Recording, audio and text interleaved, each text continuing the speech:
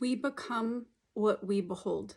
I heard this phrase, I don't know, maybe it was a few days ago or a week or so ago, and it really got me thinking. I wrote it in my notes app so I could remember and reflect back on it. And one of the things that was highlighted to me as I was really thinking on this phrase was that it is also true of our stories, meaning we become what we behold. And I can think of times in my own life where I've viewed my story from such a negative viewpoint.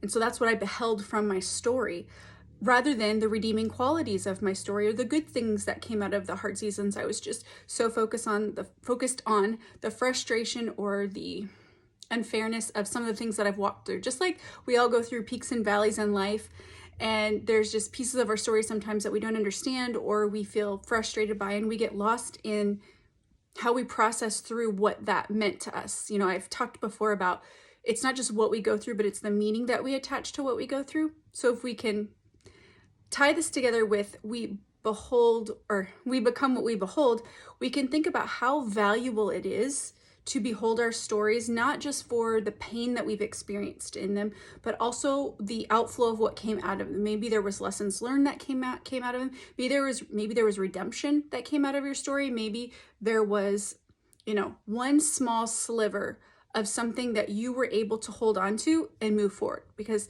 I truly believe that as we are processing through the things that we've walked through, it's so important to do our best to leave the pain behind, but pull the lesson forward so nothing is wasted. And not that it's bad to experience that pain or, have memories or things where there's some pain that's attached there, but just as long as we don't live there in that place in such a way that we're not able to move forward past the thing, past the story, past the circumstances. And so that was something I wanted to share that was meaningful for me as I thought about just different times where I was stuck in beholding my story in such a way that I could only see the negatives of it or the frustration of it.